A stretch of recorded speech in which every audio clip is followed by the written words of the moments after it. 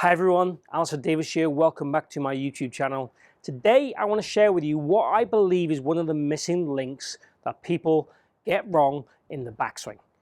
I want to share with you how really we can get the forearms and wrists matched up to create that wicked looking backswing that allows you to get that transition right to deliver that club on ball correctly time after time and be a consistent world-class ball striker.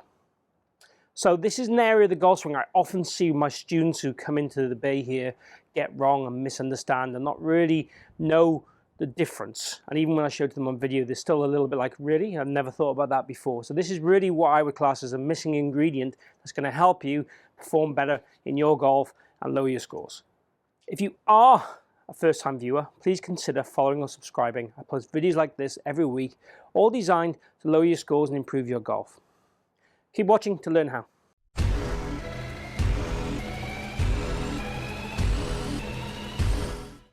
So today I want to talk a lot about this forearm alignment, as I would call it, at the top of the backswing. Certainly from midway back to the top of the backswing.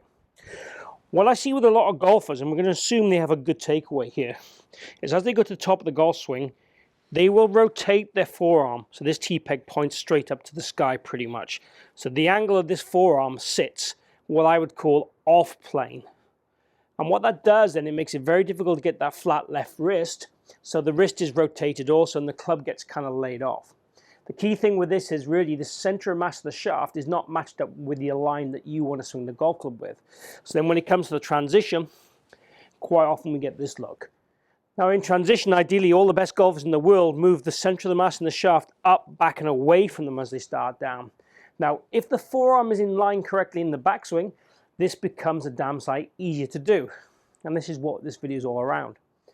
I have a sweatband and a tee. Now this is purely just a visual aid to help you work on this position. So what I want you to do is swing back halfway. Then as you work it to the top of the backswing from, say, this position, I want you to feel that you point this T-peg over at this angle. So not towards the sky, it's kind of over away from you, so it's kind of parallel away from you. So if I'm using the camera as a reference point, I'm pointing the tee this kind of direction. Now it'll probably never ever get there, but that's the feeling I want. And I also want the flat left wrist at the same time. So we're pretty happy with this tee pointing somewhere around about this angle here. So the forearm essentially is staying what I would class as neutral. Rotated, neutral, overdone. Overdone part is really difficult to achieve and you probably won't be able to do that. So the exercise to encourage you to do this would be to do half swing back and then get yourself into this position using the tee as a reference point. So halfway back to the top and hit. Now, I'm pretty happy with you doing these swings really slowly, just to feel the positions, just like I did then. That's probably about 50% the power that I would normally hit a shot with. But that's a great way of ingraining positions and movements so they start to become more natural. So for me, the key really at the top of the backswing is all about this forearm relationship and this lead wrist relationship. So a slight bit of cupping is okay, but I definitely want this forearm lined up better. I don't want this forearm what I would call rotated.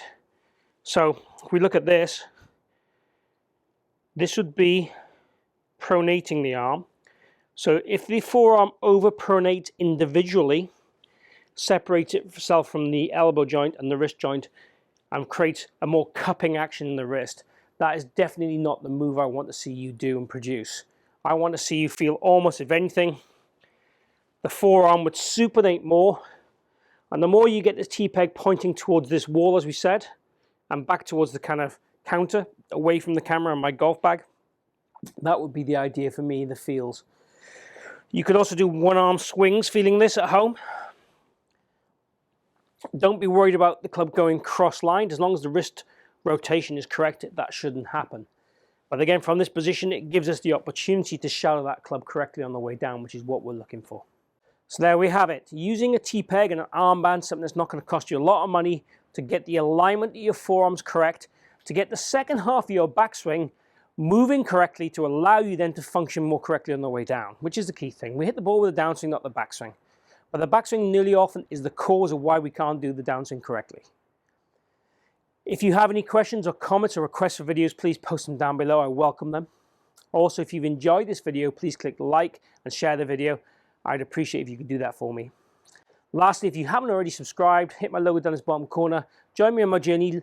Let me improve your golf, lower your scores, and improve your knowledge if I can, to make you enjoy the sport a little bit more. So thanks for tuning in. Hope to see you again here soon. Take care.